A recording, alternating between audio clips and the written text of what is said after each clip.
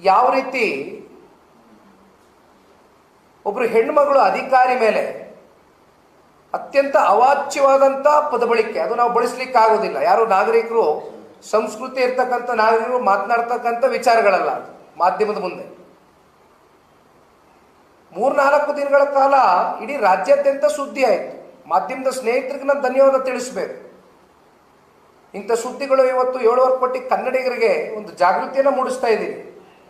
ಯಾವ ರೀತಿ ಇವತ್ತು ಈ ಸರ್ಕಾರ ನಡೀತಾ ಇದೆ ಅಂತಕ್ಕಂಥದ್ದು, ಎಲ್ಲಿಗೆ ಹೋಗ್ತಾ ಇದೆ ಅಂತ. ನಾನು ಅಧಿಕಾರಿಗಳಿಗೂ ದಯಮಾಡಿ ಮನವಿ ಮಾಡ್ತೇನೆ, ಈ ಕಾಂಗ್ರೆಸ್ ಬಂದಾಗಿಂದ ಈ ಟ್ರಾನ್ಸ್ಫರ್ ದಂಧೆಗಳು ಏನು ನಿರಂತರವಾಗಿ ವರ್ಗಾವಣೆ ವಿಚಾರವಾಗಿ ನಡೀತಾ ಇದೆ.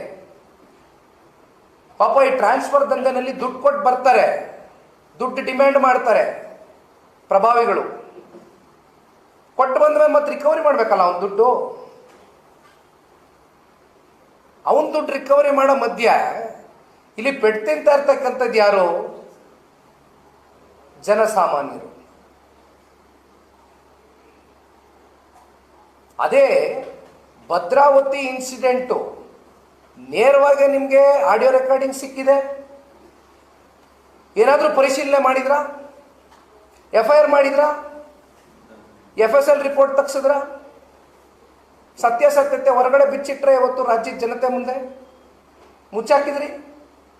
ಅದೇ ಸದನದ ಒಳಗಡೆ BJPಯ ಒಬ್ಬ ವಿಧಾನ ಪರಿಷತ್ನ ಸದಸ್ಯರು ನಮ್ಮ ರಾಜ್ಯ ಸರ್ಕಾರದ ಅತ್ಯಂತ ಪ್ರಭಾವಿ ಮಹಿಳಾ ಮಂತ್ರಿ, ಅತ್ಯಂತ ಪ್ರಭಾವಿಗಳು, ಎಷ್ಟೆಲ್ಲ ರಾಧಾಂತ ಮಾಡಿದ್ರಿ, ಎಲ್ಲೆಲ್ಲಿ ಕರ್ಕೊಂಡು ಹೋದ್ರಿ ಅವ್ರನ್ನ ರಾತ್ರಿ ಎಷ್ಟು ಸ್ಟೇಷನ್ಗೆ ಕರ್ಕೊಂಡು ಹೋದ್ರಿ, ಎಲ್ಲೆಲ್ಲಿ ಸುತ್ತಿಸಿದ್ರಿ. High drama. ಅದ್ರ ಬಗ್ಗೆ ಅಷ್ಟೆಲ್ಲ ಬಹಳ ಕಠಿಣವಾದಂಥ ಪಾರದರ್ಶಕವಾದಂಥ ನಿರ್ಧಾರಗಳು ತಗೊಳ್ತಕ್ಕಂಥ ಈ ಕಾಂಗ್ರೆಸ್ ಸರ್ಕಾರ ಯಾಕಪ್ಪ ಮೊನ್ನೆ ಇನ್ನೊಂದು ಇನ್ಸಿಡೆಂಟು ಮಡಿಕೇರಿ ಕಾಂಗ್ರೆಸ್ನ ಶಾಸಕರು ಅವ್ರ ಆಪ್ತರು ಪೊಲೀಸ್ ಅವ್ರ ಮೇಲೆ ಬಾಯಿಗೆ ಬಂದಂಗೆ ಅವಾಚ್ಯ ಪದವಳಿಕೆ ಮಾಡಿದ್ದಾರೆ. ನಾನು ಕಾಂಗ್ರೆಸ್ನವ್ರ ಶಾಸಕರ ಆಪ್ತರ ಕಡೆ ನಾನೇನು ಮಾಡ್ಕೊಳಕ್ಕಾಗಲ್ಲ ನೀನು ಅಂತ ನೋಡಿದ್ದೀವಿ. ಅದನ್ನು ಇತ್ತೀಚೆಗೆ ನಡೆದಂತಾರೆ, ಮೊನ್ನೆ 2 days ಬ್ಯಾಕ್.